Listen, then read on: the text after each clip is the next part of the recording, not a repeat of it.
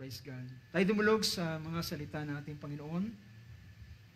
Puntahan natin ang Book of Acts, chapter 10.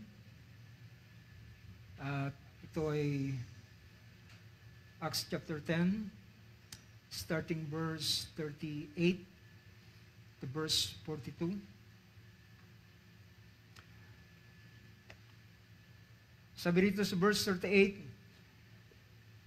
"You know of Jesus of Nazareth, how God anointed him with the Holy Spirit and with power, and how he went about doing good and healing all who were oppressed by the devil, for God was with him.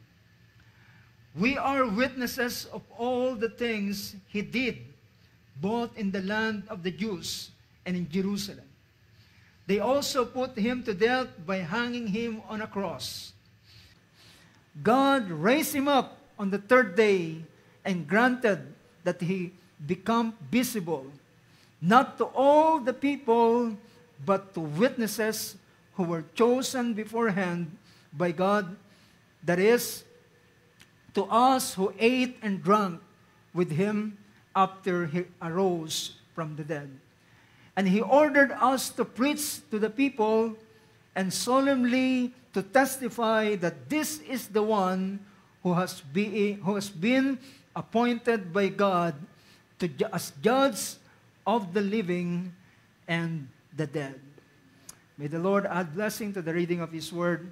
Let's all say amen. Amen. Praise God. Mga po tayo sa oras na ito. Purihin ang ating Panginoon. Praise God. Tayo masaya? Yes. Amen. Salamat sa ating Panginoon, sa Kanyang biyaya sa atin. Ang ating kasiyahan ay hindi sa anumang bagay na ating tinatanggap, kundi sa Kanyang kabutihan na ating namamalas bawat araw na ating buhay. Praise God. So, sa oras na ito ay nais kong magtalakay. Last Wednesday ay pinag-usapan natin ang isang paksa, yung paksang about about witnesses. At ngayon ay nais ko namang ituloy ang paksang ito, pero merong isang tanong na bibigyan natin ng kasagutan: how to become witnesses. Sinong nais maging witness? Parang ayaw ah. Well, mga kapatid, ito ang purpose ng Diyos sa bawat isa sa atin. To be a witness or become witnesses. Kung ayaw mo maging witness, mga kapatid, nagkamali ka ng pinuntahan.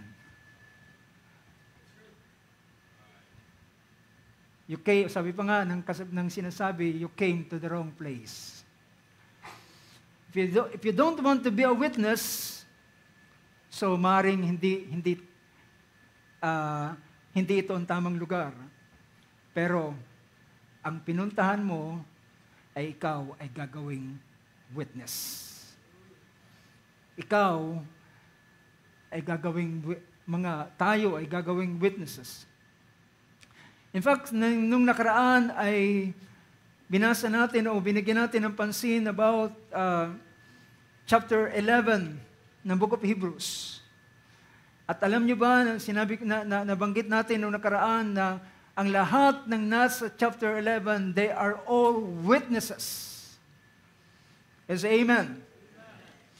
Silang lahat ay witnesses, kaya sinabi ni Paul sa chapter 12, "Therefore since we have so great a cloud of witnesses, tayo ay nababalot at napapalibutan ng tila mga ulap ng mga witnesses." Pag ikaw ay tumingala sa langit, napakaraming ulap na iyong makikita. At kung gaano karami ang ulap na iyong makikita, ay ganun karami ang mga witness ng Diyos para sa Kanyang salita. At ang witness, mga kapatid, ay sila yung sabihin pa nito, nagbabalidate yung mga bagay na sinasabi, yung mga bagay na salita ng Diyos, yung mga witness na ito ang tumatayo at nagsasabing totoo ang bagay na yan. Yung mga witnesses ang siyang tumatayo. Di ba? Sa isang hukuman, kapag ikaw ay tatayo bilang isang witness, ay ikaw ay patutunayan mo na yung binabangong bagay na yun ay totoo. And besides that, meron pang tinatawag na pagpe-present ng evidence. So gusto kong makita natin yung ganitong bagay. So ang mga heroes, tinawag ito ni Paul sa mga theologians, tinawag ito na mga heroes of faith.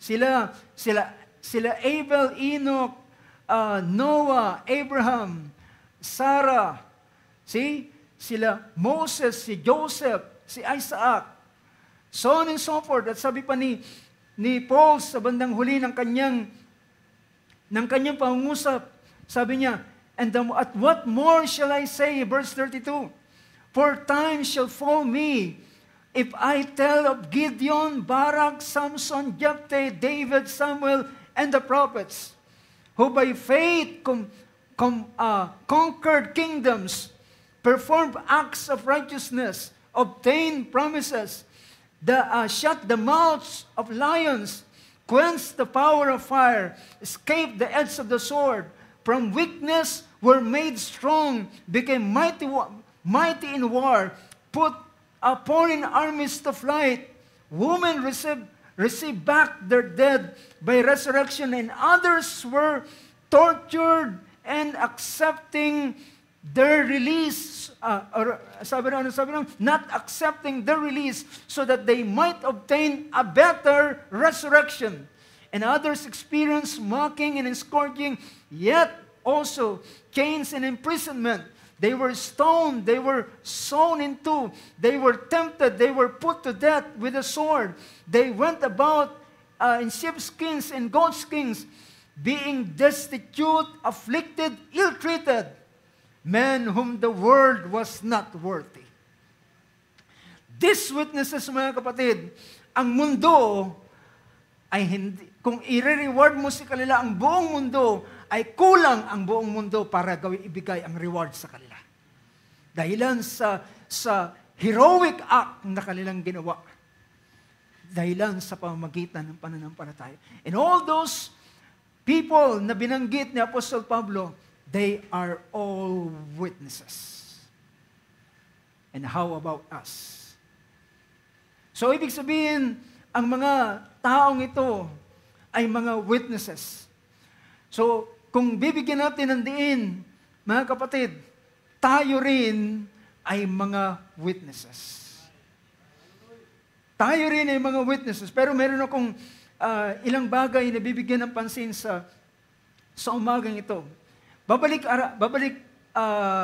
tanaw ko yung mga meaning na ating binigyan ng pansin nung nakaraan about witnesses, about a witness.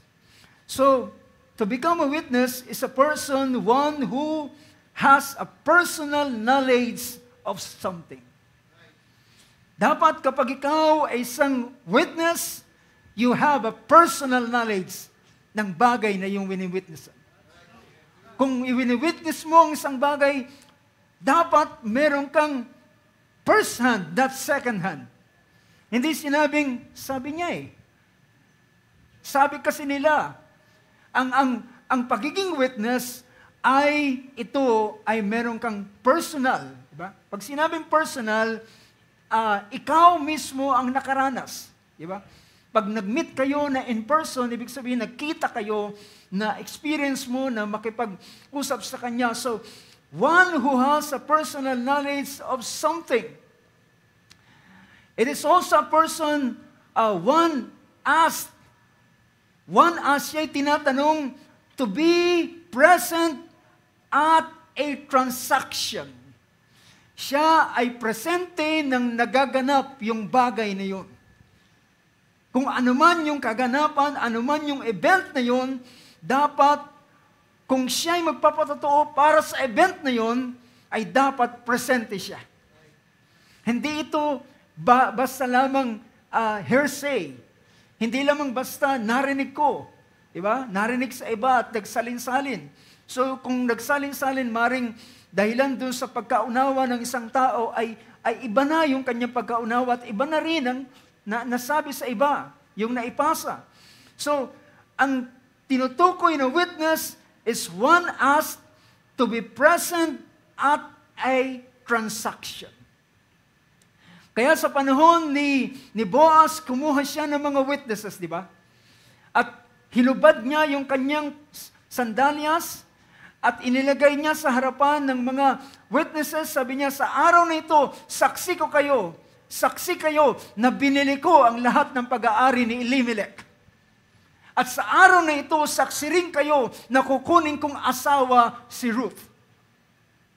So, matibay, wala mang kasalang naganap, pero yung pagkakaroon ng witness sa araw na yon ay sumaksi sila ng lahat ng bagay sila ay naroon na nangyayari. At kung meron mang magko-question doon sa ginawa ni Elimelech, or rather ni Boaz, sa pagkuha niya doon sa property ni Elimelech para ibalik kay Naomi, kung merong magko-question, may mga witness na tatayo at sasabihin, witness ako sa araw na yon, binili ni Boaz ang lahat ng bagay at binayaran niya ng halaga. That's a witness. Siya ay presente doon sa transaction and he is able to testify to its having taken place. Siya ay may kakayanang tumayo at magpatotoo at sasabihin, naroon ako nang nangyari ang bagay niya. Isa pang meaning is attestation of a fact or event. Pagpapatotoo mo, kaya nga sabi ko, noong nakaraan, yung bahagi ng ating testimony, isa po itong pag-witness. Anumang karanasan na iyong naranasan na ginawa ng Panginoon sa iyo, ikaw ay tumatayo as a witness na pinatotohanan mo yung bagay na ginawa ng Panginoon sa iyo.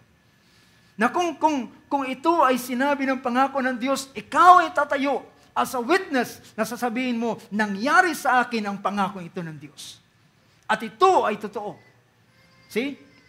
Kaya nga yung mga witness ay sila ay pinapataas ang kanang kamay, pinapapatong ang kaliwang kamay sa Biblia, at sinasabi, do you swear that you will tell the truth, the whole truth, and nothing but the truth?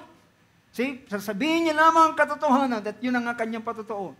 So isa pang pinapakita ng salitang witness is one that gives or present evidence. Yan ang tunay na witness, mga kapatid. Ang tunay na witness ay magpipresent siya ng evidence. Yan ang pagiging witness. So, a witness is one that gives or present an evidence. Or isa pang pinapakita sa meaning na yun, something serving as evidence. So minsan, yung witness ay naglalabas ng ebidensya, hiwalay sa kanya. Pero minsan, yung mismong witness, siya rin yung evidence. Diba? Ibig sabihin, kapag ang isang tao, for example, isang tao ay nasaksak, so yung sugat na nangyari sa kanya, na ina-accuse niya yung taong yun sumaksak sa kanya, yung sugat na naroon ay ebidensya na siya ay ginawa ng ganitong bagay. So he is both the witness and evidence. Diba? Nakukuha niya yung punto ko. Kaya nakita natin ang ginawa ng Panginoon kila Shadrach, Meshach at Abednego. They became both witness na ang Diyos ay nagliligtas at sila din naman na ebidensya na ang kapangyarihan ng apoy ay hindi nangyari sa kanila. Diba? They became both witness and evidence.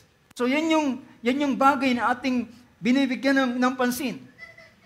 Now, alam nyo, meron akong ilang bagay na bibigyan ng pansin at aking itinala. So, in order for a person to be a witness, Pakinggan niyo ito. In order for a person to be a witness, he must have an evidence to present with. Yan ang tunay na witness. So, in order for a person to be a witness, he must have an evidence to present with. Because the evidence will make a person to become a witness. So, ibig sabihin, kaya ang tao magiging witness, meron siyang ebidensya. At kaya siya magiging witness dahilan doon sa ebidensya niya. At kung wala siyang ebidensya, hindi siya pwedeng maging witness. See? So, yung evidence and witness, ang ebidensya na kanyang dala-dala, ang siyang magiging daan para siya maging witness. At kung wala siyang ebidensya, kung wala siyang ebidensya, sorry, hindi siya pwedeng maging witness. So mga kapatid, this is the idea ng tinatawag na pagiging witness. At kung ikaw ay tinawag tayo ng Panginoon na tayo magiging mga witness, well, huwag kang mag-alala, ang Diyos ang magbibigay ng ebidensya sa iyo. Bibigyan kanya ng ebidensya para lang ikaw ay maging witness. God will give you an evidence. Siyang magbibigay ng ebidensya para ikaw ay tumayo at sabihin, katotohanan ng bagay nito. Dahilan, ginawa ito ng Diyos sa akin. So, the evidence will make a person to become a witness. And if God wants you to be His witness, He will provide or give you the evidence that you can present. Kung gusto ka ng Diyos na gawin niyang saksi o witness, siya ang magbibigay sa iyo ng ebidensya para ito'y iyong ipresenta. So huwag kang mag-alala. Hindi ikaw magpo-produce ng evidence. Dahilan kung magpo-produce ka ng evidence, anong tawag sa iyo? False witness. Ang manufactured evidence is a false witness. Alam niyo, sa panahon ni Stephen, nangaral si Stephen mula from Abraham down to Moses, down to the prophets, at hanggang sa kay Kristo. At yung mga tao, mga Hudyo ay nasaktan ng kanilang puso, nagalit sila. At gusto nilang patayin si Stephen. Pero mga kapatid, anong gagawin nila? May batas ang mga Hudyo, hindi pwedeng hatulan ang isang tao by the mouth of 2 or 3 witnesses. That's the law of Moses. So anong kailangan nilang gawin? They present what? False witnesses. Pag merong false witnesses, ito ay mga manufactured evidences. Pero mga kapatid, ang true witness, meron siyang true evidence na hindi siya ang may gawa. Hindi siya ang nag-manufacture nito. Ibinigay sa kanya ito ng sino man na gustong maging witness siya.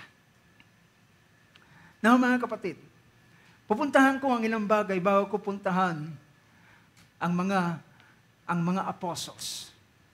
Bago ko puntahan ang mga lingkod ng Diyos na ito, gusto kong puntahan ang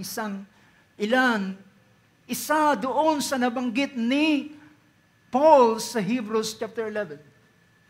Isa sa kanyang nabanggit doon ay isang taong nagngangaling Moses. Mga kapatid, alam niyo ba, ang pagbabango ng Diyos kay Moses, well, sabihin natin, alam ko si Moses ay binangon na deliver, yes.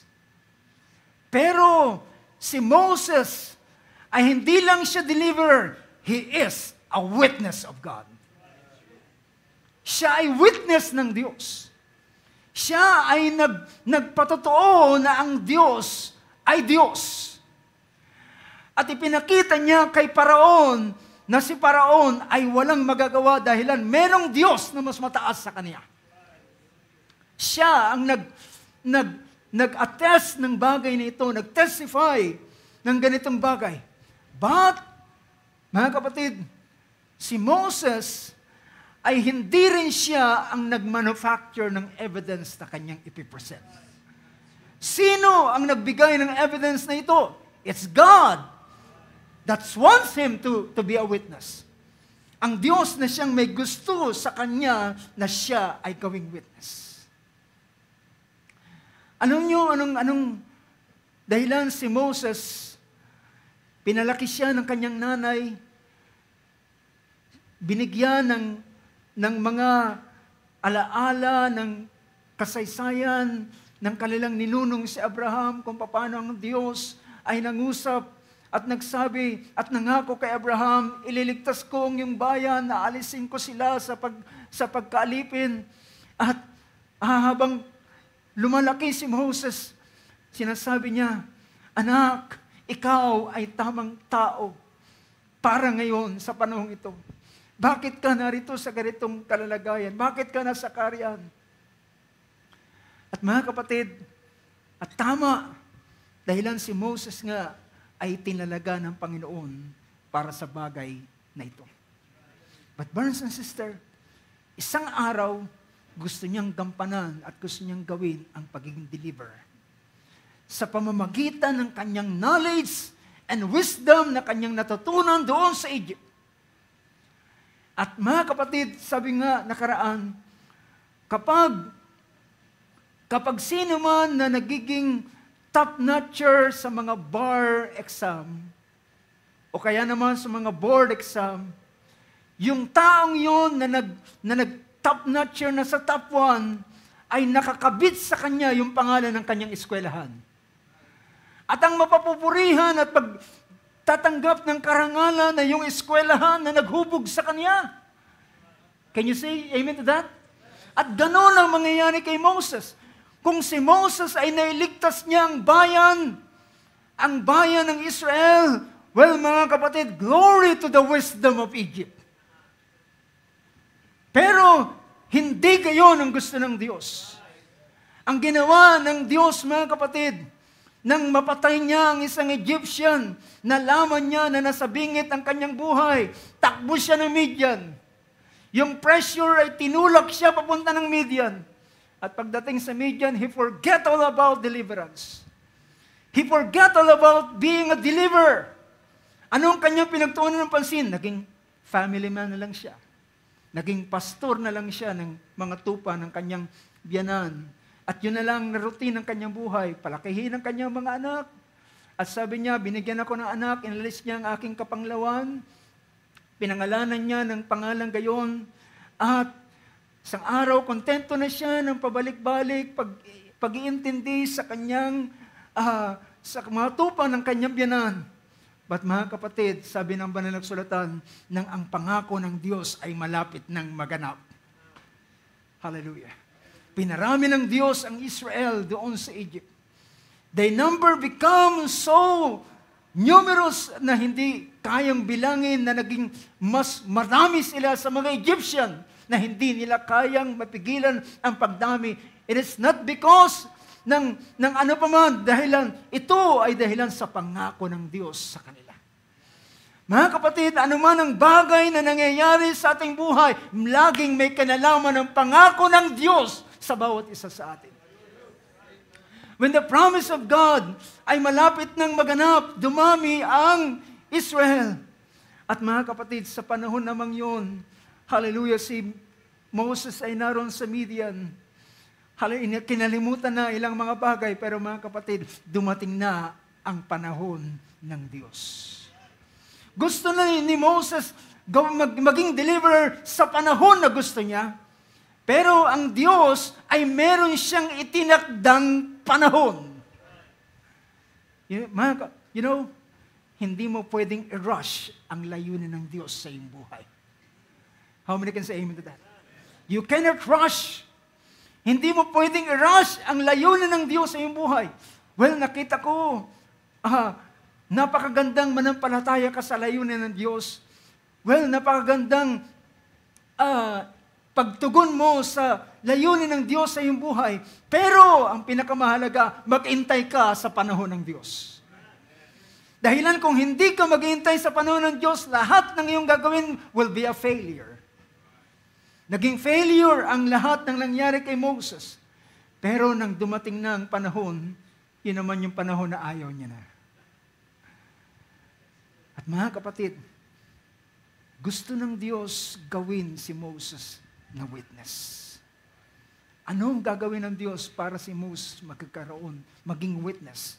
Kinakailangan niyang bigyan ng mga evidence si Moses. Kailangan niyang magbigay ng evidence. At ang unang kanyang ginawa, mga kapatid, hallelujah, itong pinakamagandang nangyari sa panahon ng deliverance ng Israel. Ang sabi ng Diyos, siya ay nanaog. Praise God. Oh, I pray ang Diyos ay bumaba mula sa langit. At siya ay dumating at kanyang iligtas ang kanyang bayan. I-deliver niya ang kanyang bayan, mga kapatid, sa lahat ng oppression na gumagapos sa kanila. At nang nanaog ang Diyos, sabi ng Panginoon, isang araw si Moses nandoon sa isang bahagi ng bundok Horeb at nakakita siya ng isang maliit na punong kahoy na naglalagablab. At ang description doon is a blazing fire. Hindi ito ordinaryong apoy na kagaya ng siga. Kung nakakita ka ng blazing fire, ay yun ang apoy. Kung nakakita ka sa mga horno, di ba?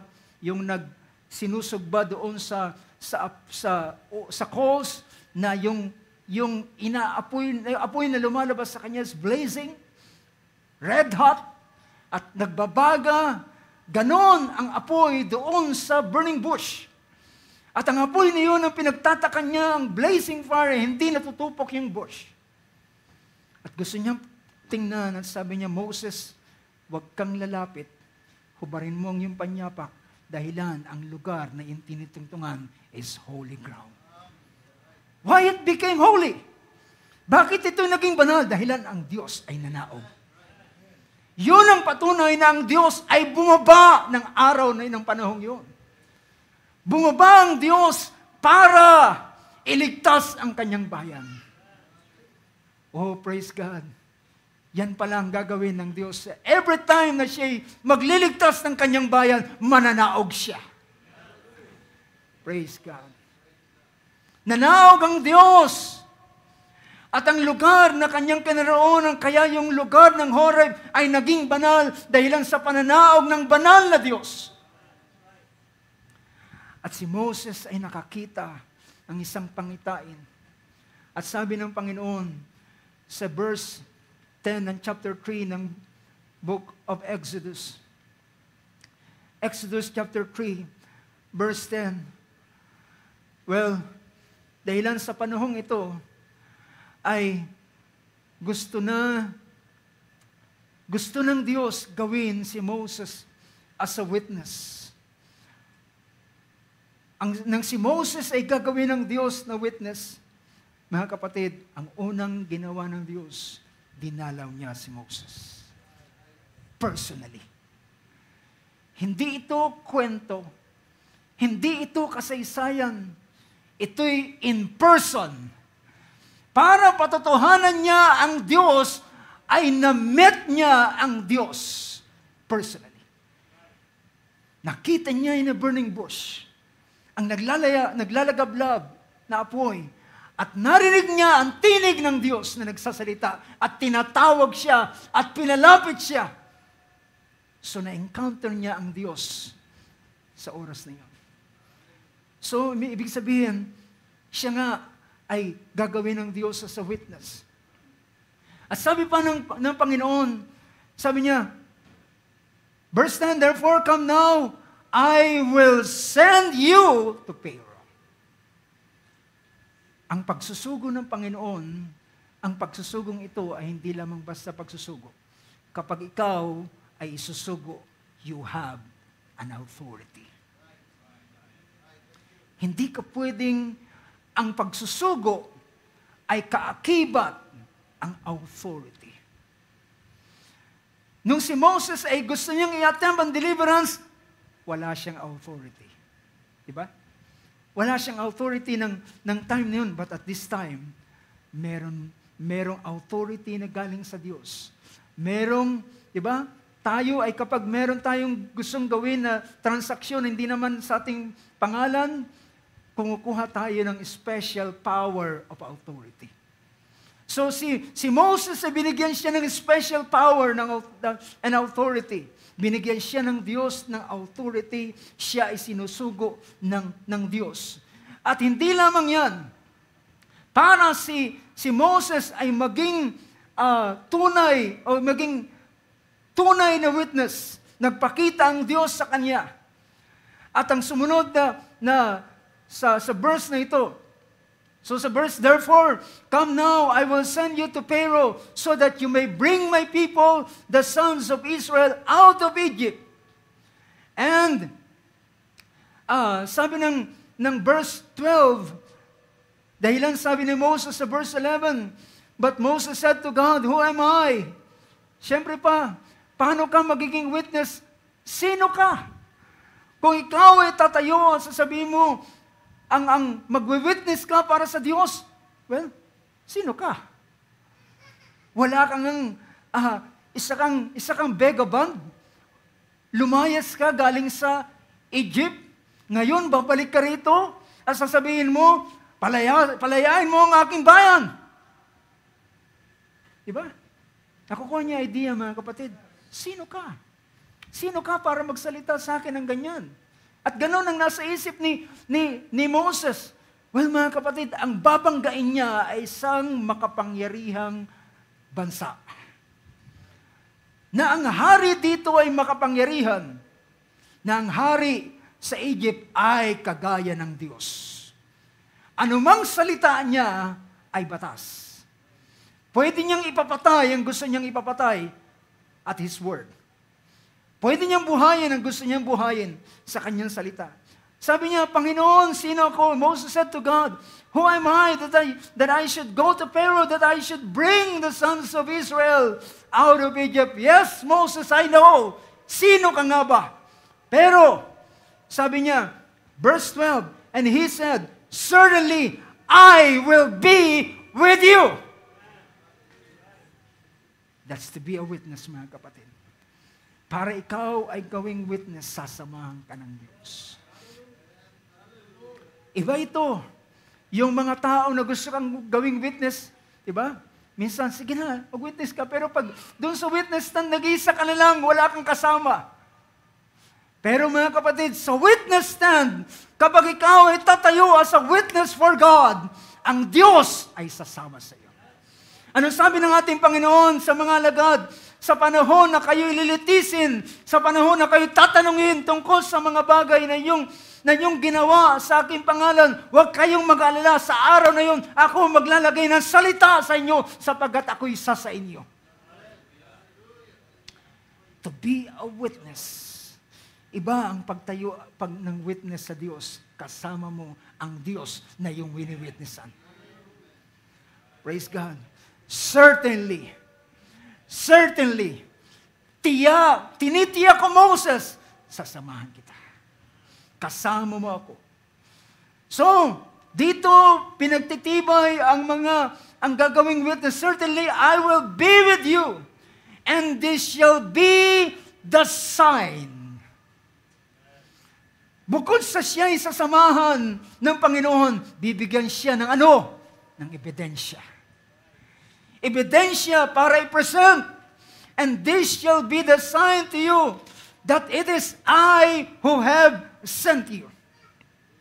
Ako ang nagsugo sa iyo.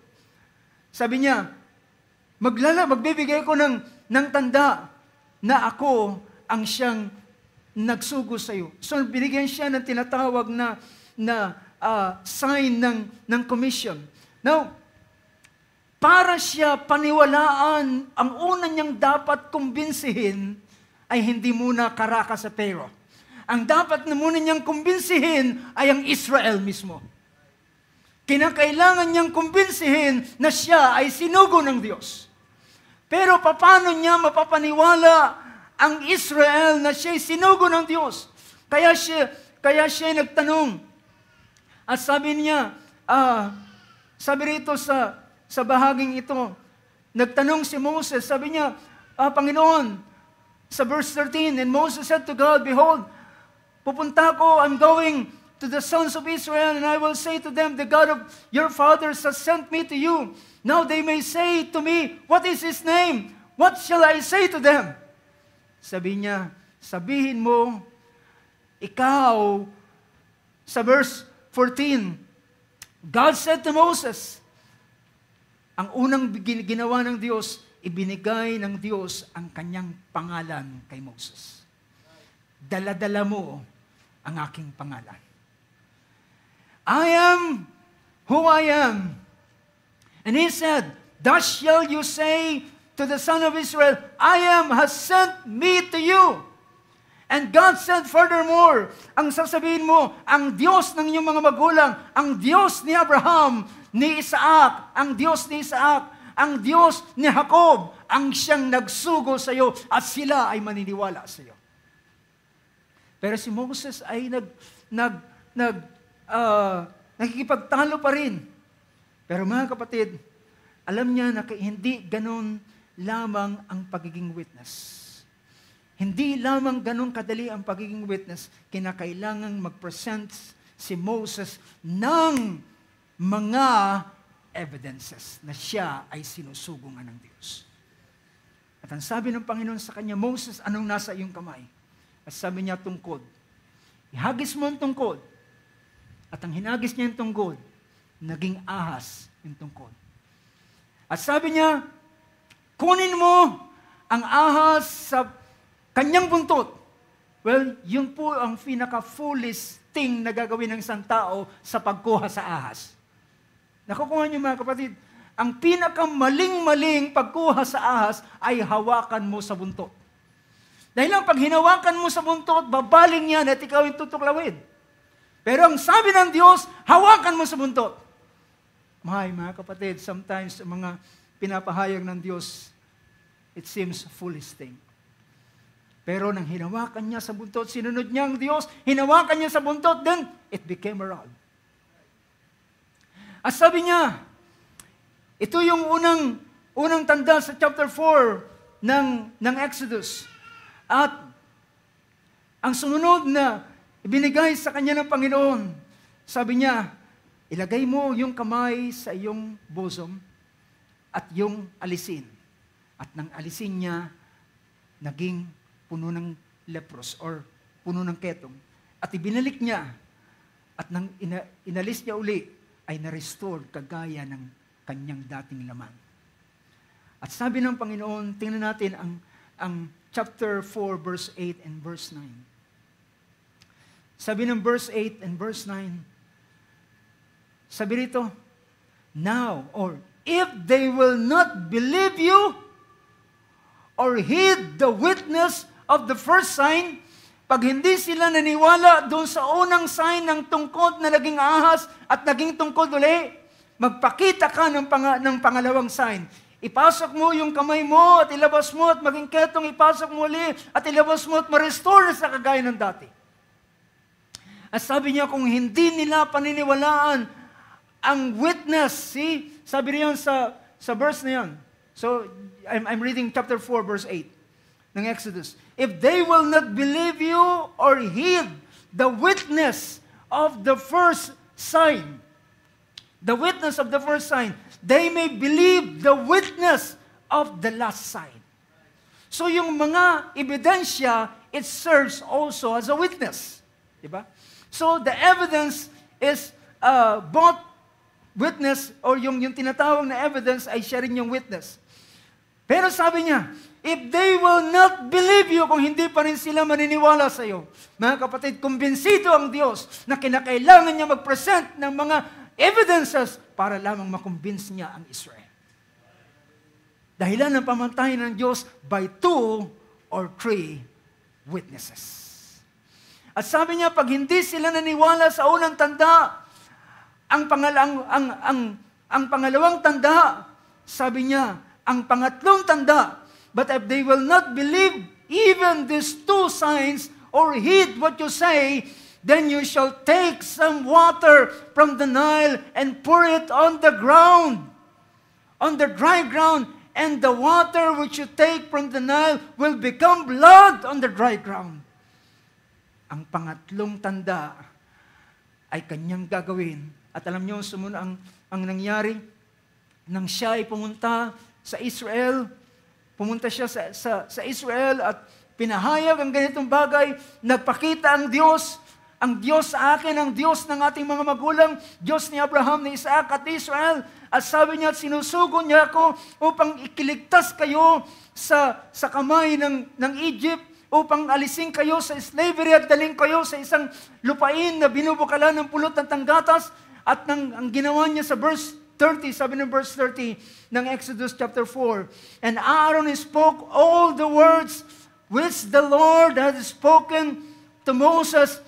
He then performed the signs in the sight of the people.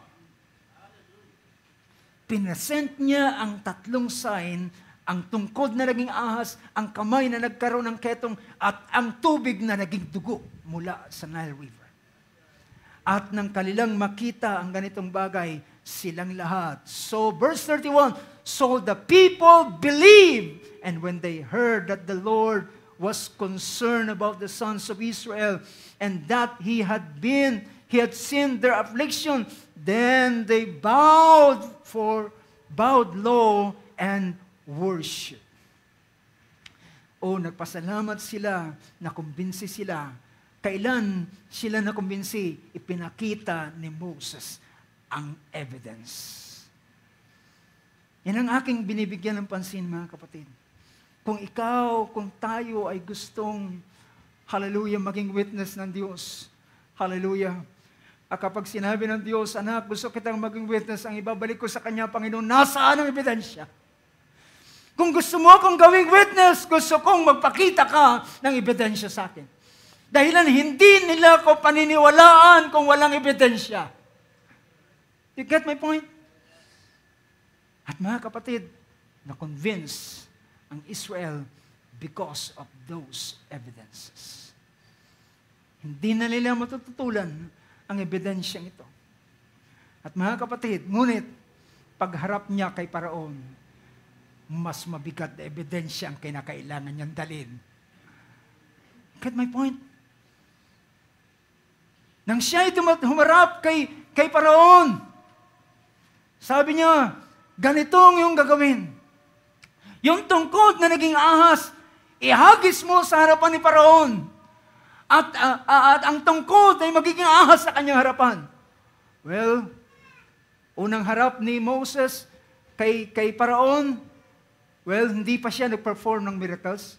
Hindi pa niya pinakita ang sign. Mababasa niyo yan sa Book of Exodus. Hindi pa siya kagad nag-present ng evidence. Sabi niya, thus saith the Lord, let my people go that they may worship God, that they may hold feast in the wilderness. Sabi ni Pero, sino ka? Bakit mo gustong kunin ang napakaraming bayan ng Israel? Sino ka? Sabi ng Diyos, at sino naman ang iyong Diyos?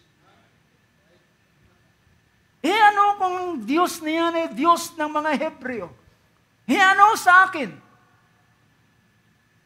Well, sabi niya, kapag hindi mo gagawin yan, ang Diyos ay magpapasabit siya ng mga salot sa lugar na ito. Well, sabi niya, wag mo kong lilangin. Mga tamad kayo. Gusto niya lang umalis para hindi na kayo makapagtrabaho.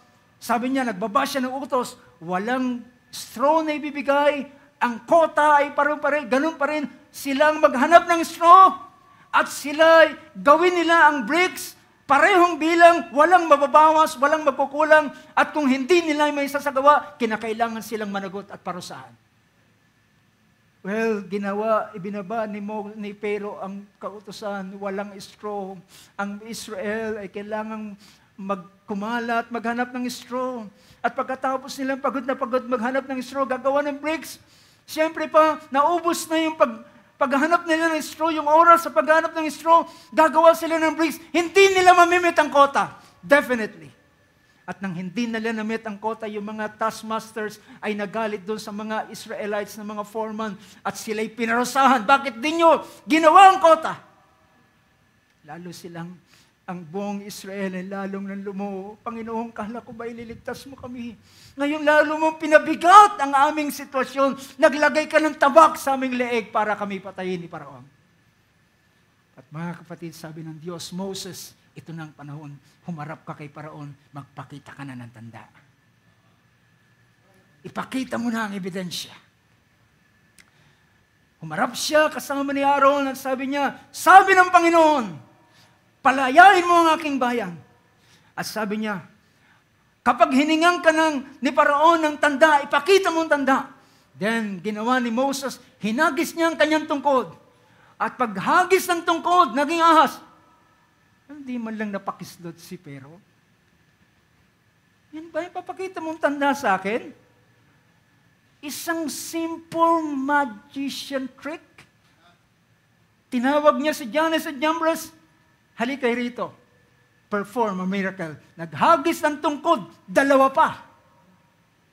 At yung 2 tungkod, 2 naging ahas. At sabi ni Paraon, hindi mo ko kayang makumbinsi sa pipitsuging sign na yan. Well, mga kapatid, I know to become a witness is not as easy as that. You have to present a valid evidence.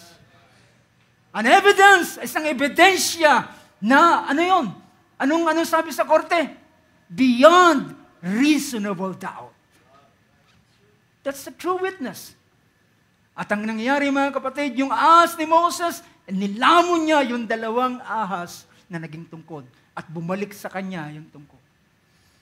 At ang ginawa niya, pinakita niya yung sign na yun, yung staff. At umulis siya, hindi pa rin nakumbinsi si Paraon. Sumunod na araw, ang kanyang ginawa, sabi niya, sabi ng Panginoon, palayain mo ang aking bayan. At sabi niya, kung hindi mo palayain ang aking bayan, ang buong tubig ng Nile River ay magiging dugo. Palaki ng palaki ang ebidensya. Dahilan, ang kukumbinsin niya, hindi ang isang simpleng tao, isang makapangyarihang tao, isang matigas na pusong tao. At sabi ng Panginoon, Moses, patitigasin ko ang kanyang puso para makapagparami ako ng signs and wonders na gusto kong gawin sa Egypt. Mga kapatid, sometimes sa mga sitwasyon, it became worse. But mga kapatid, don't worry. God is in control. Amen. At lumabas muli si Moses. At sabi niya, salubungin mo si Moses, Moses, salubungin mo si Paraon. Siya'y naroon nagpapahinga sa dalampasigan ng Nile River. At kung dalan mo ang tungkod ngayon na tungkod na ibinigay sa kanya, tinawag itong tungkod ng Diyos. Diba? At sabi niya, at dalhin mo ang tungkod. At kanyang inilagay ang tungkod doon sa tubig. At sabi niya, lahat ng tubig sa Nile River ay naging dugo. Lahat ng tubig na nasa vessel, lahat ng tubig na nasa container, lahat ng tubig na nasa mga sisidlan, lahat ay naging dugo. At mahihirapan kayong maghanap ng tubig para inyong inumin. And yet, Pharaoh was not convinced. And that's the reason nagpadala ang Diyos ng plague after plague. Frogs, flies, hail, thunderstorm, darkness.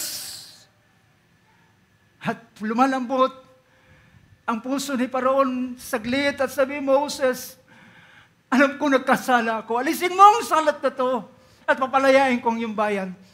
Sabi niya, glory para sa akin. Paglabas ko, ang mga thunders na yan ititigil. At paglabas ni Moses, biglang nawala yung mga thunders. Buling bumalik ang katigasan ni Paraon. Dahil ang sabi ng Diyos, mayroon akong isang salot na ibibigay na ang bagay na ito ay magkukumbinsi kay Paraon at palalayasin kayo. Hindi lamang kayo papayagan, palalayasin kayo at pagtutulakan nila kayo. And what's the last plague na binigay? Dahilan, mga kapatid, gusto niyang ipakita na siya ay Diyos. Siya ang may-ari ng kalikasan, may-ari ng langit, may-ari ng lupa, may-ari ng lahat ng mga hayop na umuusad sa ibabaw ng lupa.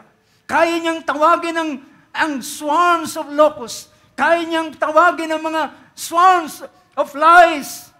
At yung mga locusts na yun ay dumapa doon sa lahat, sa green trees and plants and vegetation ng Egypt. At pag-alis ng locust, nakalbo ang buong Egypt. Mga kapatid, imagine kung anong itsura ng Egypt nang umalis ang bayan ng Israel.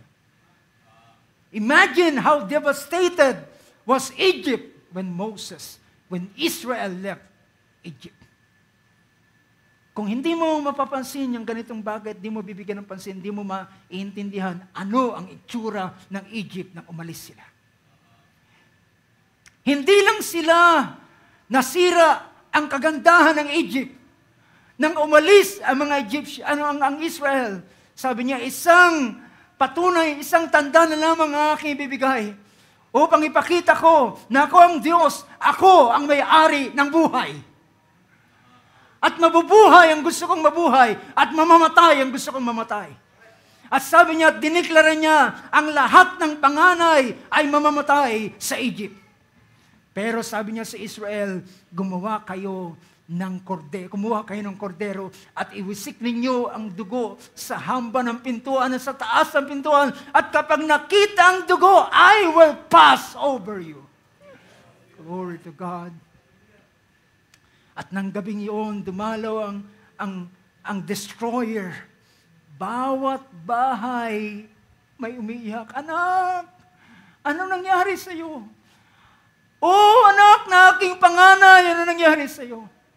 Lahat ng panganay na matay sa Egypt, babae, lalaki. At kung ang tatay ay panganay, pati ang tatay patay.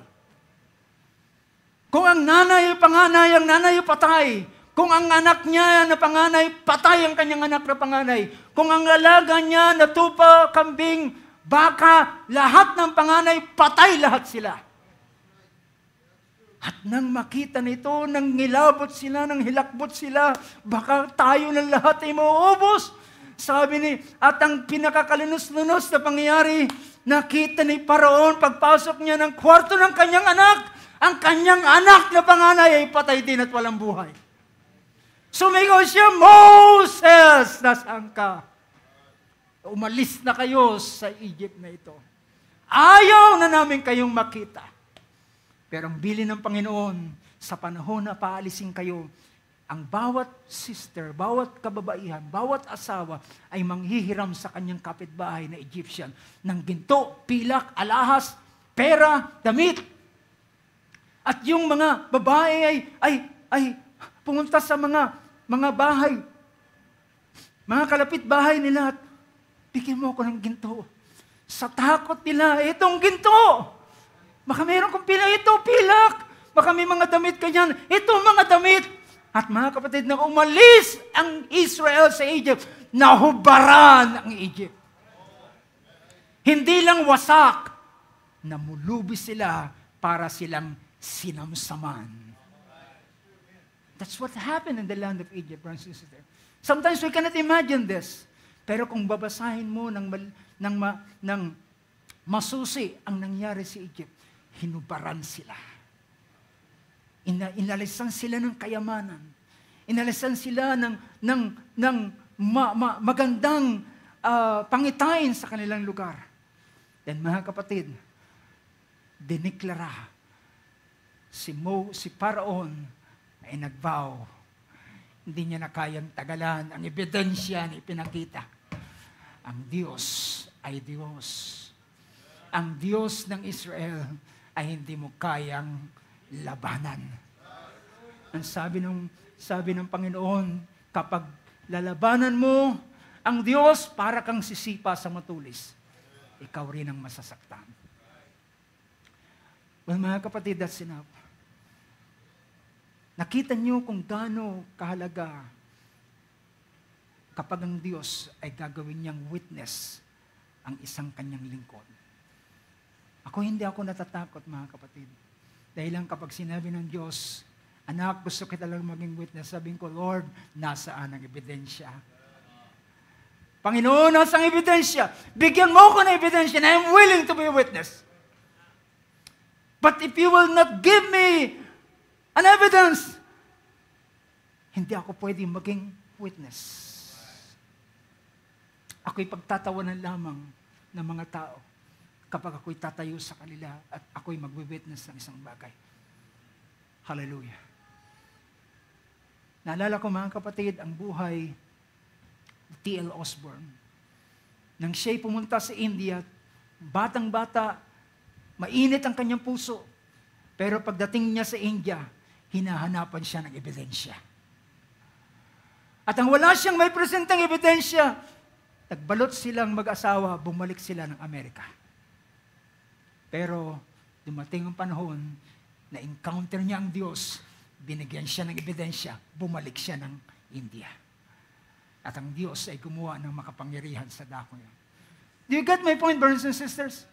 To be a witness, para maging saksi, hallelujah, hindi mo problema ang ebidensya. Ang Diyos ang magbibigay sa iyo ng ebidensya.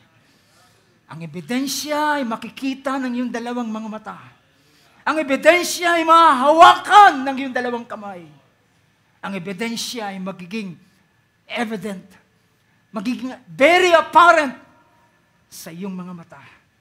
At ikaw mismo ang personal na makakaranas ng ganitong mga bagay in order for you to become a witness. At dahilan nakita mo ng ebidensyang yan, wala ka ng pagsalang magkakaroon ng pag-aalinlangan. Now you can now stand to be a witness. Tingnan niyo si Gideon nang pakitaan siya ng napakaraming ebidensya.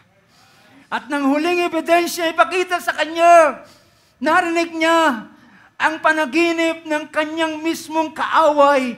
Ang kanyang mismong kaaway ang natatakot sa kanila.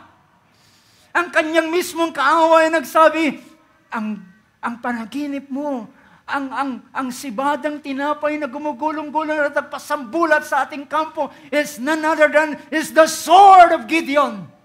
Ibinigay tayo ng kanyang Diyos sa kanyang kamay. At sabi ni Gideon, ano bang iniintay natin? Amen? Oh, hindi nyo naintindihan kailan lalakas ang loob ng mga Kristiyano kapag nakita nila ang mga witnesses or rather ang mga evidences. If there's an evidence, mga kapatid, bakit si Abraham ay nagsabi, in hope, he believed in hope. At sabi niya, and he was fully persuaded. Because of those evidences. He can now stand as a witness. At sabi niya, ang Diyos na aking Diyos ay magsusugo ng kanyang anghel at pagpapalain ang iyong lakad. Nagawa niya magsabi, ang Panginoon na humihingi ng Isaac sa kanya ay kanyang handang ibigay sapagkat napatunayan niya ang Diyos na hindi nagsisinungaling ang Diyos. Sabi ng Diyos, kay Isaac ang aking pangako. Kay Isaac ang aking tipan. Ang Diyos ay obligado siyang ibangon para lang matupad ang kanyang pangako kay Isaac na aking anak. Gusto mo nang mawala ang iyong pag-aalilangan, kailangan mong makikita ng ebidensya, kapatid. Kapag hindi ka nakakikita ng ebidensya, mananatili ka sa pag-aalilangan. Pero kung ang Diyos ay magpapakita ng kanyang ebidensya, ang mga pag-aalinlangan ay maglalaho. At makikita mo ang katapatan ng Diyos. Hallelujah sa kanyang mga salita. Now, puntahan natin si Moses. Iniwan natin si Moses. Ngayon, puntahan natin ang mga alagad.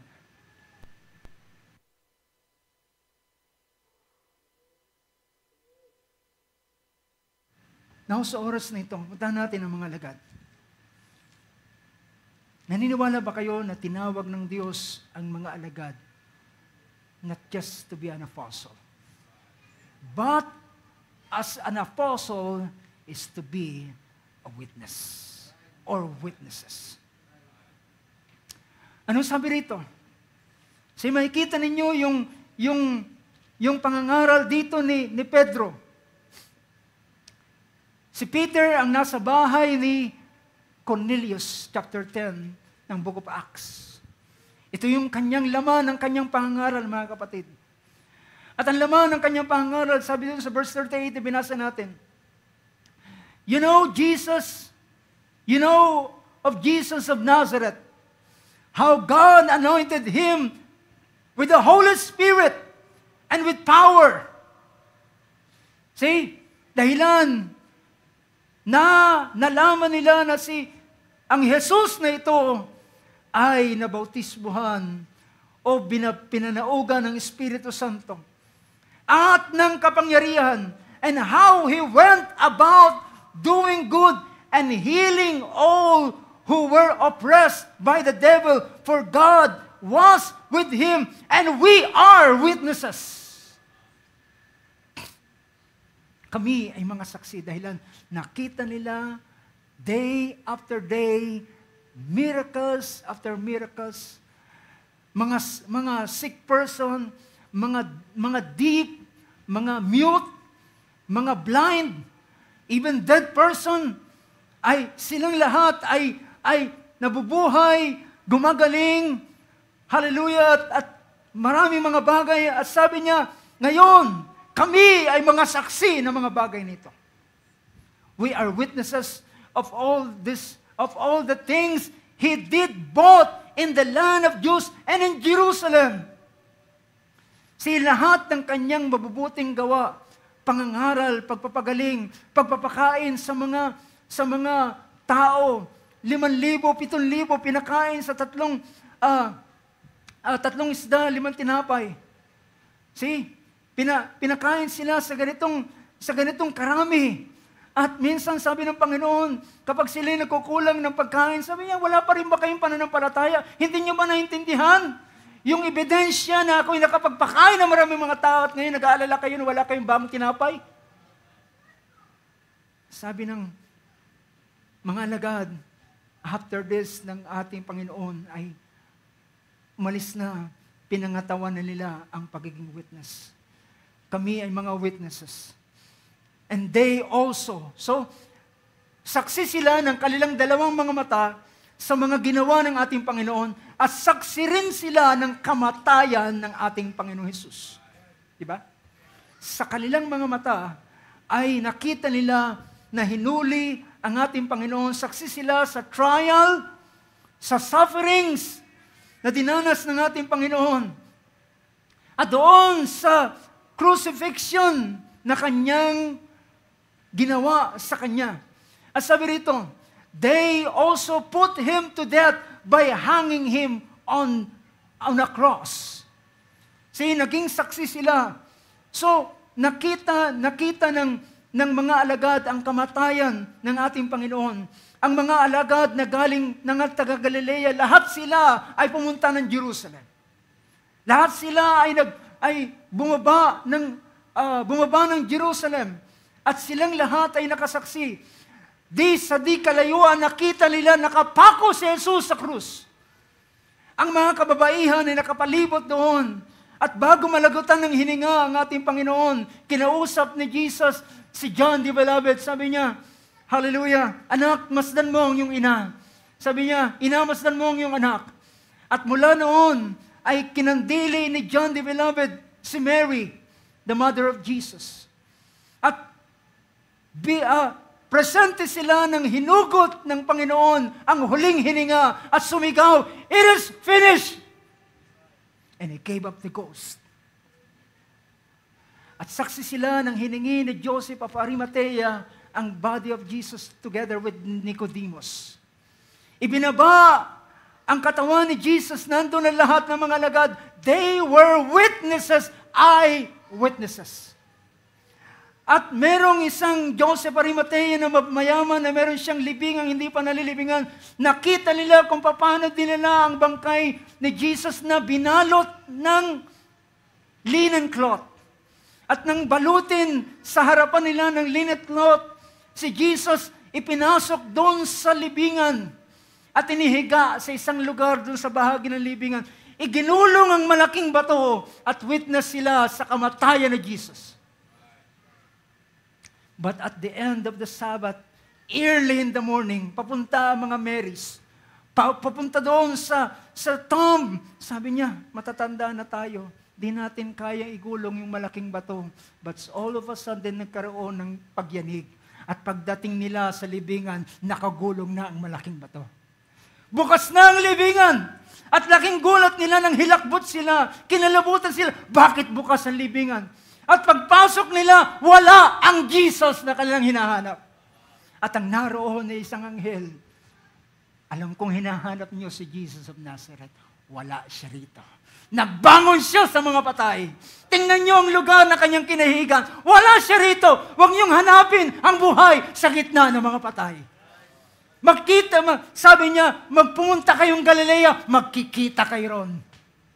Oh, glory to God. They were eyewitnesses of the open tomb. They were eyewitnesses of the empty tomb. Hallelujah. At nagulumihanan sila. At mga kapatid, kinakailangan ni Jesus magpakita sa kanila isa-isa. Why? Kinakailangan silang maging witness. Kinakailangan nilang makita ng kanilang dalawang mga mata. Kinakailangan nilang mahipo si Jesus. At ang ginawa ng ating Panginoon, una siyang nagpakita kay Mary Magdalene. Umiyak siya sa Panginoon. Saan niya nilagay ang aking Panginoon? Mayroong lalaki sa likod niya na tiningnan niya. Kala niya hardinero. Saan niya nilagay ang bangkay ng aming rabay? Turo mo sa akin, dadalhin ko, kukunin ko siya, babalik ko siya doon sa libingan. Nang kanyang siya magsalita, Mary, she recognized the voice. Hallelujah! Oh, Rabboni! He know that is Jesus. All of those 3 years na narinig niya ang tinig. Well, yung tinig ng iyong kasama, kahit sa likuran ng pader kapag nagsalita, ikaw ba yan?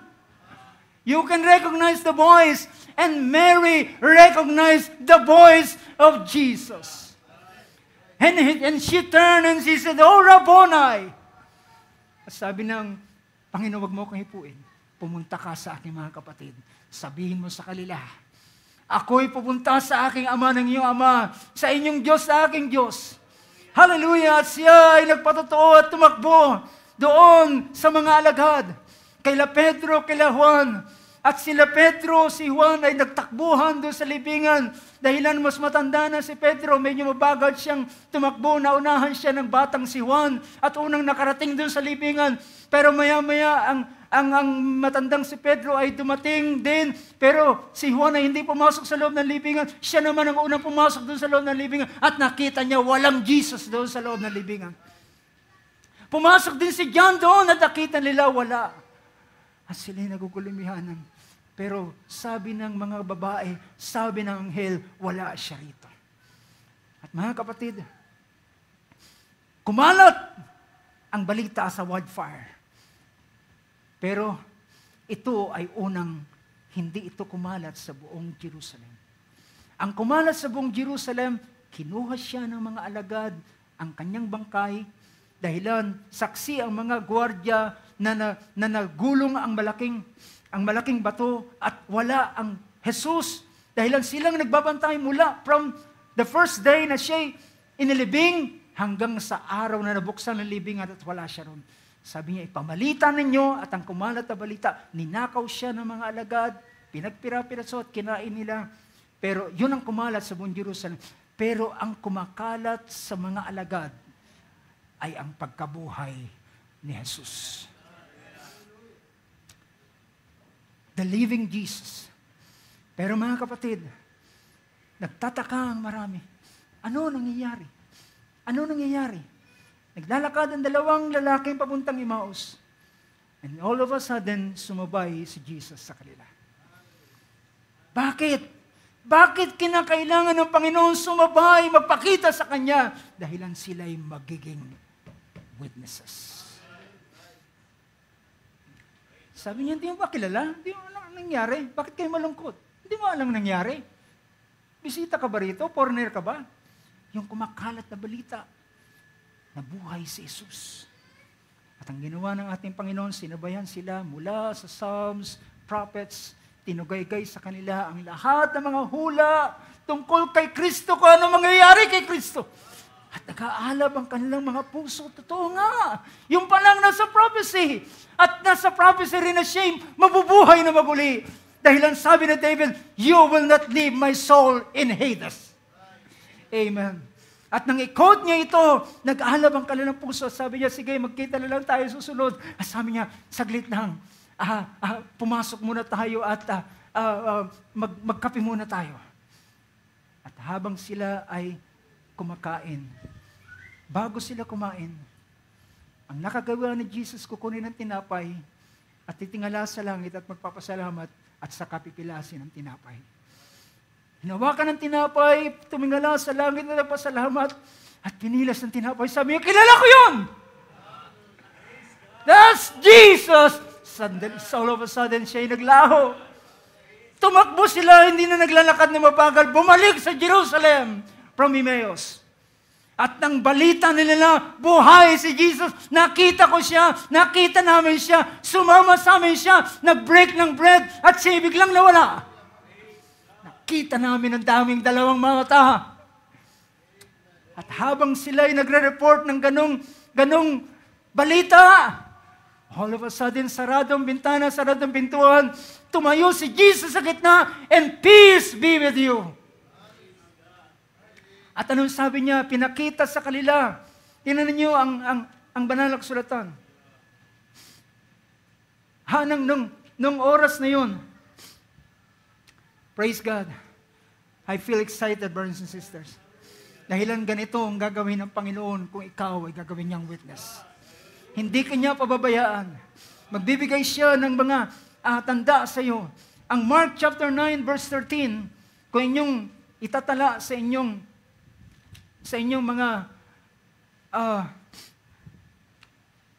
mga notes, ang pangyayari sa Mark chapter 16 verse 9 to 13.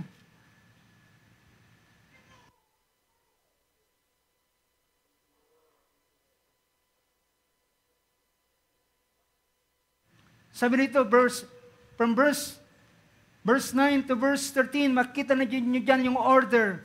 Mula kay Mary Magdalene, doon sa dalawang papuntang Emmaus, at pagkatapos nun ay nagpakita siya sa mga alagad. Mababasa niyo yan. So, pagkatapos nun, siya ay doon sa John chapter 20 verse 8. Ang verse na ito ay nagpapakita ng ganitong bagay. See? So kahit man si John dito ay nasaksihan niya, pero yung first day of the week, puntahan natin chapter 20 verse 19.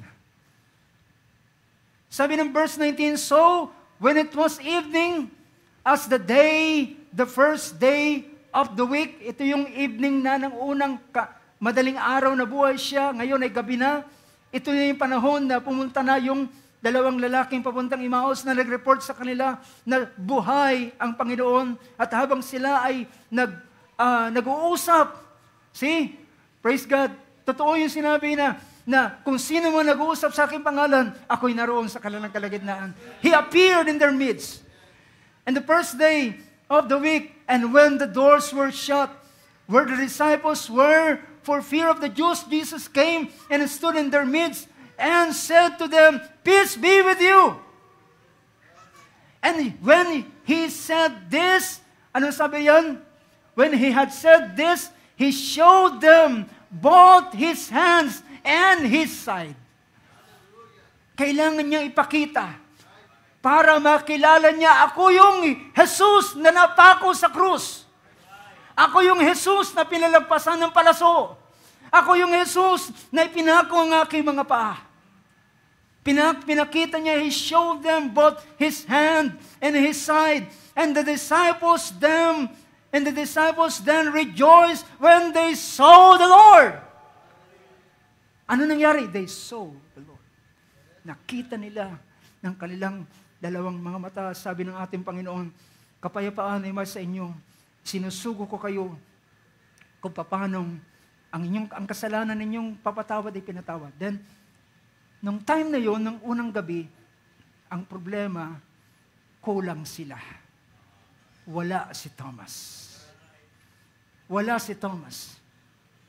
Mga kapatid, malimit si Thomas ay nabubugbog at laging tawag sa kanya is Doubting Thomas. Ngayon gusto ko siyang kampihan. Alam niyo ba kung bakit? Kinakailangan niyang makita. At sabi ng banal na kasulatan, but Thomas, verse 24, but Thomas, one of the 12, called Didymus, was not with them when Jesus came. Dahilan, nang wala siya, dumating ang Panginoon, at nung dumating si Thomas, kinuwento ng mga alagad, nakita namin si Jesus.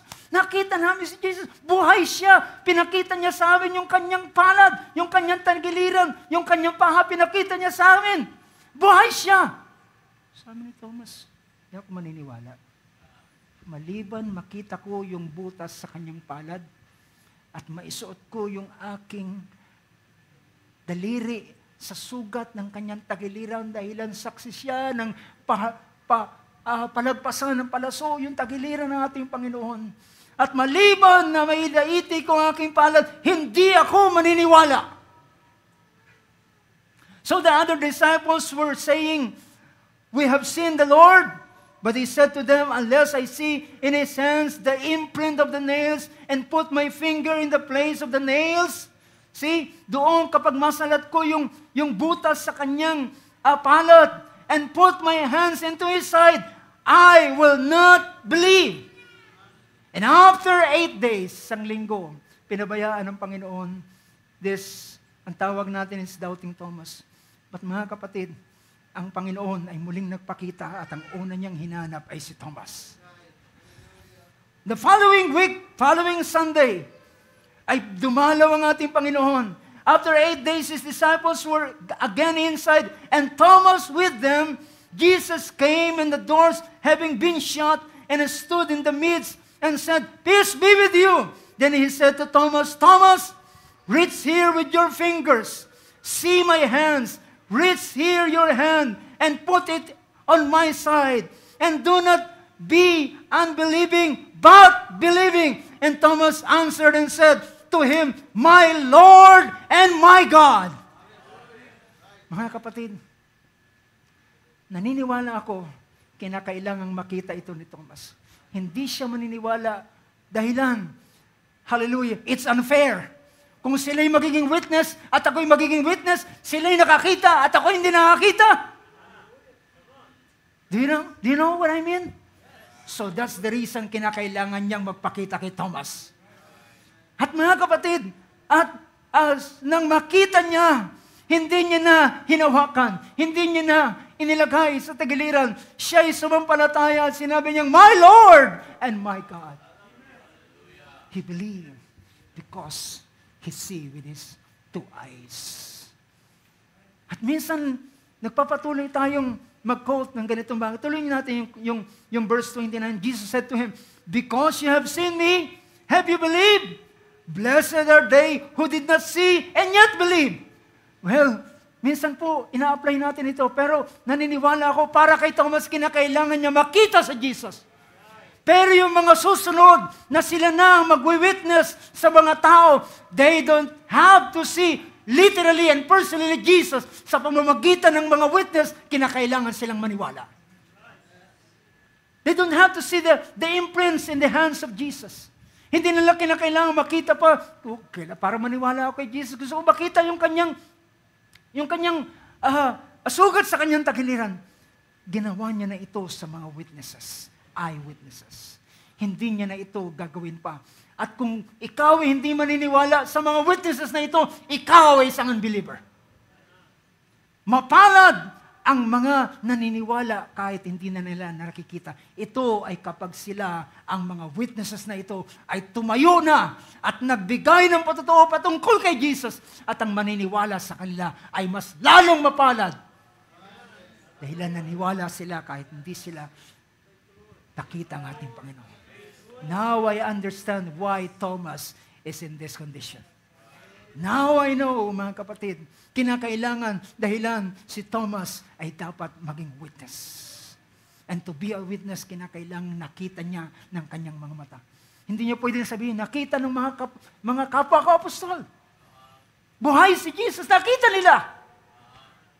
Pero pwede niya sabihin, nagpakita sa akin, dumalaw si Jesus, ako ang una niyang pinuntahan at pinakita niya sa akin ang kanyang nail prints hand.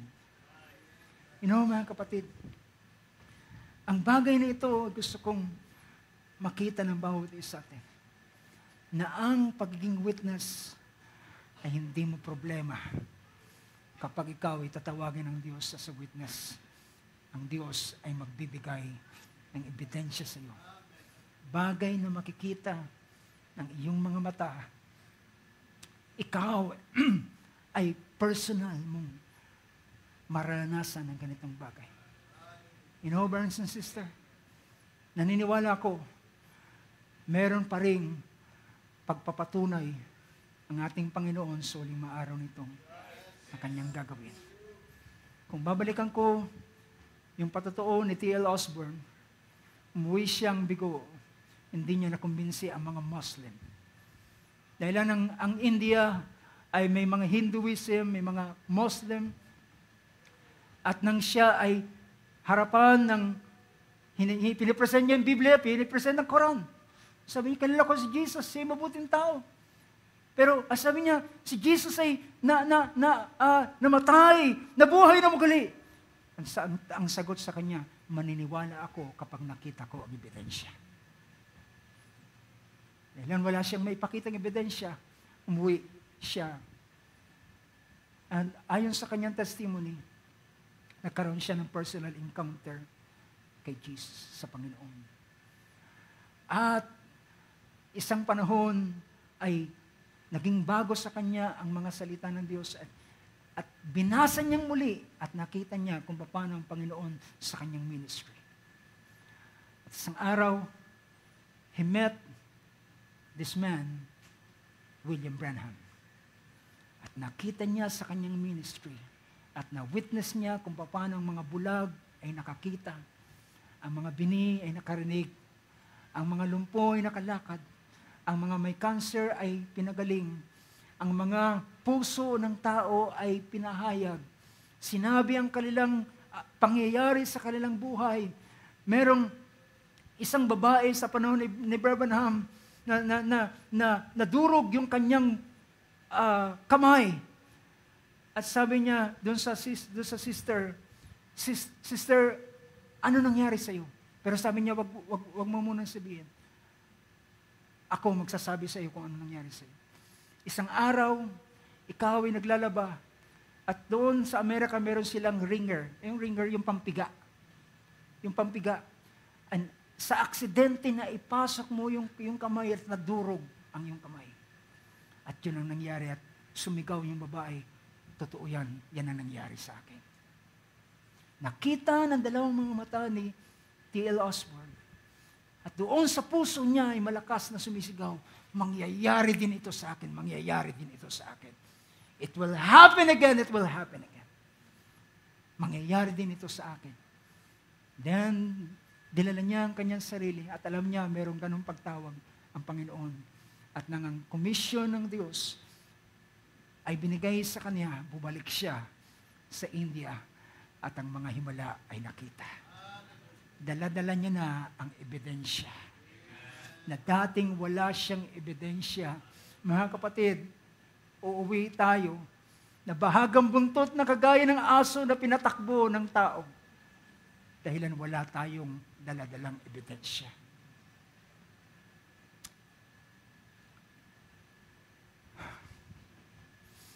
Ngunit ang Diyos, kung siya'y malulugod, mga kapatid,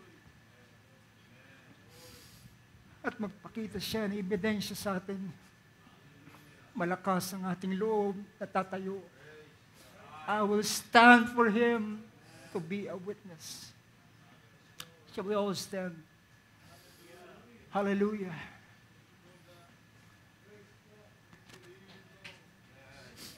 How to become witnesses. How to become witnesses. To become a witnesses, you must have the evidence. At kung hindi siya magbibigay ng ebidensya, hindi ako kayang tumayo para mag-witness sa Kanya. Lord, kailangan ko na ebidensya. Kailangan namin na ebidensya. Kung ang ebidensya hindi niya bibigay, hindi ko kayang tumayo. Sa mahabang panahon, lagi nating kinukota nangyari sa buhay ni William Branham. Ang pagpapagaling sa buhay, sa ministry ni William Branham. Ngayon, ang hinahanap ko ay ang Diyos ni William Branham. Gusto ko siyang makita sa huling mga araw nito. Na siya'y muling manaog. Siya'y muling bumaba. Muli niyang dalawin ang kanyang bayan. Hallelujah. At muli niyang bigyan ng mga evidence ng bawat isa sa atin. Hindi ito iba, kundi ikaw mismo, ako mismo. Ang sinabi ng ating kapatid Branham, kapag nakita natin ang mga cancer na nilalamon, ang katawan na nilalamon ng cancer, at siya'y pagalingin ng Diyos, it will strengthen your faith because what? You see what? You see the evidence. That He is the resurrection and the life. Hallelujah. Hallelujah. Makinig kayo mga kapatid. Ngayon, naintindihan ko ang kalalagayan ni Gideon. Alam ko ang kalalagayan ni Gideon, bakit hindi siya makaharap sa napakakapal na kasandami ng buhangin sa dagat. Hallelujah. Paano ang sinasabi ng Panginoon na siya ay kasama nila? Kung ang Panginoon ay nagsasabi na siya ay kasama nila at ang sigaw ni Gideon, nasaan ang kanyang mga himala? Nasaan ang kanyang mga himala? Sabi ng Panginoon, manatili ka, lalaking may tapang sa iyong pusong. Hallelujah. At sabi niya at ang Diyos ay gumawa ng ilang mga bagay, nagbigay ng evidence after evidence. Hiningin niya na ang balat ay maging basa at naging gayon sa buong magdamag. At sabi niya, kung talaga ako'y tinawag mo, gusto kong gawin mong tuyo at ang buong lupa ay basa. At ginawa ng Panginoon, pinakita, binigyan siya ng ebidensya. Pero still, si Gideon ay wala pa ring lakas na loob. Ang 2 tanda ay hindi sapat. Pero nang ibinigay sa kanya ang 3 tanda, doon siya pinalakas ng Panginoon. Mga kapatid, hindi natin kayang sumigaw. Si Jesus ay nagbabangon ng mga patay dahil hindi pa natin nakikita. Narinig natin sa kasaysayan, pero wala tayong lakas para isigaw ang ganitong bagay dahil hindi natin naranasan. Ngunit kung ang Diyos ay mananaog sa huling mga araw nito at siya ay magpapakita ng ebidensya sa ating kalagitnaan at makikita ng aking 2 mga mata ang gagawin ng Diyos. Hallelujah! Sa biyaya ng Panginoon, lalabas ako at isisigaw ang kanyang ginawa. Hallelujah! At ako'y tatayo. Praise God para sa kanyang pangalan. Ngunit brothers and sisters, ang Diyos ay merong kanyang takdang panahon sa bawat isa na kanyang gustong gawin. Si Maria ay tumawag kay Jesus, Jesus, wala silang alak. Ngunit ang sabi ng Panginoon, anong magagawa ko, ang aking oras ay hindi pa dumarating. Ngunit nang dumating na ang takdang oras, punuin nyo ng tubig ang tapayan at sumalo kayo ng tubig mula doon sa tapayan na iyong pinuno at ibigay nyo sa gobernador. At nang maalasaan niya ang tubig na naging alak sa takdang panahon ng itinakda ng Panginoon, sabi niya, grabe ang iyong ginawa. Inihuli mo ang pinakamasarap na alak sa bandang huli ng kapistahan. Mga kapatid, I believe there is a time for every purpose. There is a time for every purpose. Hindi ako nagmamadali, ako'y mag-iintay sa panahon ng Panginoon. Dahil alam ko, meron siyang takdang panahon. At kapag dumating na ang kanyang takdang panahon, walang bagay na makakatayo sa kanyang harapan. Ipapakita niya ang ebidensya. Hallelujah. Sabi ni Branham, kung ngayon hindi natin kayang sampalatayanan ang kagalingan sa ating mga karamdaman, paano pa natin sasampalatayanan ang pagbabago ng ating katawan?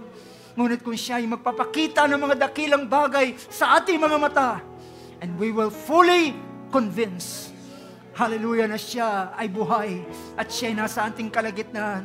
Praise God, hallelujah. Ang ating pananampalataya ay palalakasin ng ating Panginoon. Hallelujah, let's pray. Dakilang Diyos, sa oras na ito, Panginoon, Lord God, hindi namin tinatanggi ang aming mga sarili. Kung nais mo kami na maging saksi, Panginoon, nakita namin sa iyong mga salita kung ano ang saksi. At kung nais mo kaming gawin saksi, Panginoon, ikaw ay gagawa sa aming mga buhay. Makikita namin ang aming dalawang mga mata. Mararanasan namin personal. Hindi ito aming narinig lamang. Hindi ito nabasa lamang namin sa iyong salita, sa kasaysayan. Hindi lamang namin nabalitaan sa isang mangaral na ginawa mo sa kanyang ganitong bagay. Kami mismo ay makakasaksi ng mga bagay na iyong gagawin, Panginoon, upang kami ay maging mga witness. Dahilan, kung walang ebidensya, walang sino man na pwedeng maging saksi para sa iyo. Kaya, Panginoon Diyos, hallelujah, dumadalangin kami, Panginoon, narito ang iyong mga lingkod, hallelujah, gawin mong mga saksi ang bawat isa sa amin ng iyong dakilang gawa na iyong gagawin sa huling mga araw nito. At ang aming mga buhay ay yung papalakasin, ang aming mga pananampalataya ay yung iangat, Panginoon. Hallelujah! Iiwanan ang lahat ng mga kawalan ng pananampalataya at lahat ng pag-aalinlangan. Dahilan, hallelujah, kagaya ng ginawa mo sa mga alagad, all the shadow of doubts ay inalis mo sa kanila. At ito lamang ang mag-aalis ng mga pag-aalinlangan sa aming buhay, ang patunay na yung gagawin, Panginoon, sa aming kalagitnaan. Hallelujah, mga bagay na yung gagawin sa huling mga araw na ito na aming masasaksihan ng aming dalawang mga mata. Panginoon, hallelujah, naniniwala kami, walang masasayang na panalangin, walang masasayang na pananampalataya, walang masasayang na pag-asam, walang masasayang na pag-asa, walang masasayang, Lord, sapagkat sabi ng iyong mga salita, sino man na sa iyo'y naniniwala, hindi sila mapapahiya. O Panginoon Diyos, hindi kami mapapahiya dahilan magdadala ka ng ebidensya na nahahawakan ng aming mga kamay, na kami yayaon dala-dala ang ebidensyang ito, Panginoon Diyos. O Lord God, we are praying for that day. Hallelujah, na yung gawin ang dakilang bagay sa aming mga buhay. Hallelujah, ihanda namin ang aming mga sarili. Panginoon, kagaya ng sinabi ng Book of Psalms, open your mouth wide and I will fill it. Hallelujah. Aming bubukhin ang aming mga bibig, aming bubukhin ang aming mga sisidlan, at aming ihanda ang aming buhay. Hallelujah, para sa araw na yun. Pagpapatuloy kami sa pagiging mananampalataya. Pagpapatuloy kami sa patuloy na paniniwala na ang iyong salita ay katotohanan. Ang iyong salita ay totoo. At naniniwala kami, Lord, hallelujah, na muli mong magagawa ang mga bagay na ginawa mo ng unang panahon, sapagkat ikaw ay siyang noon, ngayon, at magpakailan-kailan pa man. Jesus Christ is the same yesterday, today, and forever. O Panginoon Diyos, hallelujah, bless mo, Lord, ang mga kapatiran. Bless mo ang bawat isa sa amin, ang mga kapatid na kasama namin via online, Lord. Ikaw ang Diyos na mag-bless sa kanilang mga puso. At kapwa kami Gawin mong lahat ng mga saksi sa huling mga araw nito. O Lord God, mga bagay na hindi nakita ng mata, hindi narinig ng pakinig, hindi pumasok sa puso ng sino man, ang mga bagay na ihanda ng Diyos sa mga sayo ay umiibig. Hallelujah. Kapurihan at karangalan ay binibigay namin sa iyo. To God be all the praise, the honor, and glory, and worship, and thanksgiving. For thine is the kingdom, and the power, and the glory, forever and ever. Everybody say amen. Praise God. Palakpakan natin Panginoon. Praise you, Lord. We praise you, Lord. Hallelujah, hallelujah. Praise God. Oh, blessed be Jesus. Glory to God. Oh, Jesus.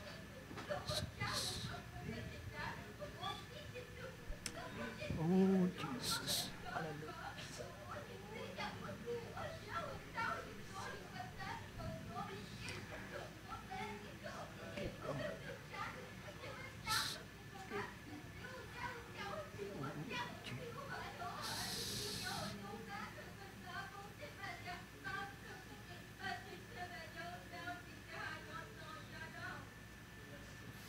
Oh, Lord Jesus.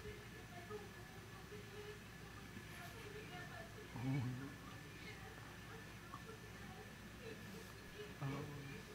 Jesus.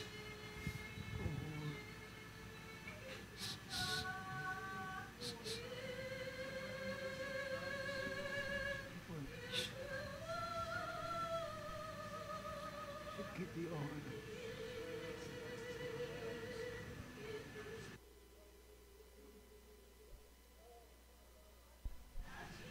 Hallelujah. Thank you, Jesus.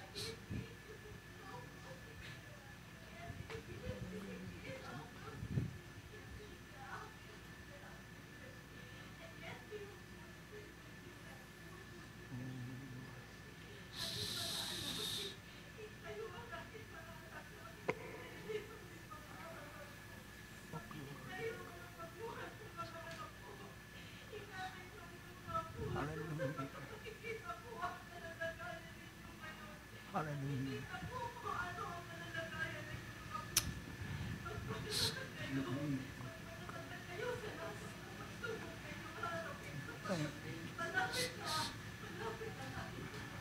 Hallelujah.